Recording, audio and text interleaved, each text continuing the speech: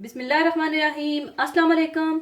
आज मैं shawarma garlic sauce बनाना सिखाऊंगी जो कि बहुत ज़बरदस्त गार्लिक सॉस बनेगा, जिसे आप शवारमा में इस्तेमाल कर सकते हैं या इसके साथ सर्व कर सकते हैं। तो इसको बनाने के लिए हमें चाहिए होगा mayonnaise half cup, cream quarter cup, fresh lemon juice 2 tablespoon, garlic बारीक चाप किया हुआ 1 टेबल स्पून और quarter teaspoon white pepper powder और क्वार्टर टी स्पून ही नमक चाहिए होगा।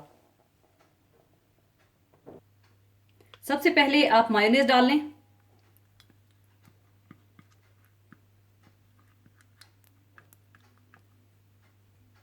इसमें आप डाल लें क्रीम,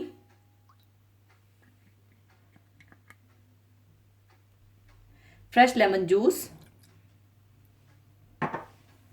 चॉप किया हुआ बारीक लहसुन,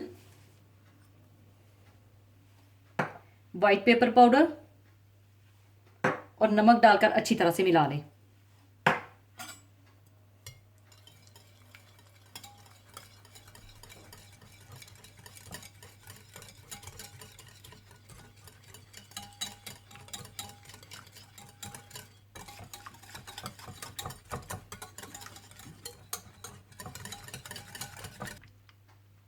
शवारमा गार्लिक सॉस तैयार है। अब इसे मैं दूसरे बर्तन में शिफ्ट कर लूंगी।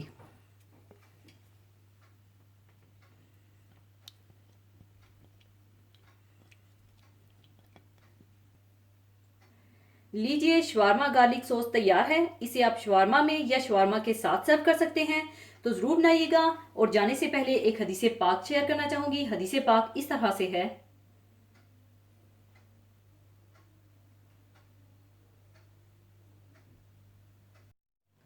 हज़रत अबू हुरैरा रज़ी अल्लाह ताला अन्हो से रवायत है कि रसूलुल्लाह सल्लल्लाहु अलैहि वसल्लम ने इरशाद फरमाया कि अल्लाह के यहाँ कोई चीज़ और कोई अमल दुआ से ज़्यादा प्यारा नहीं। दुआ एक इबादत है और इबादत ही इंसान की पैदाइश का असल मकसद है। इंसान के तमाम अमाल में दुआ ही सबसे अहम चीज़ है।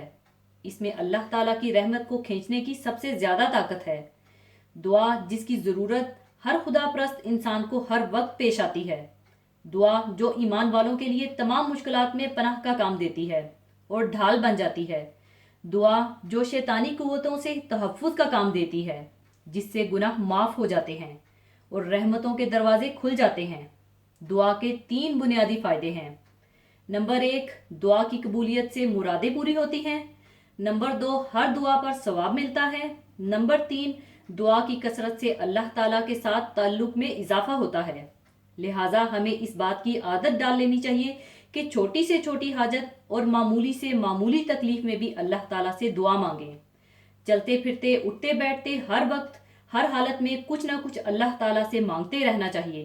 करके देखें, इंशाल्लाह इससे बहुत जल्द मसले हल हो जाएंगे। इसी के साथ मैं आपसे इजाज़त चाहूँगी। अपना बहुत ख्याल रखिएगा, दुआओं में याद रखिएगा। अल्लाह हाफिज़।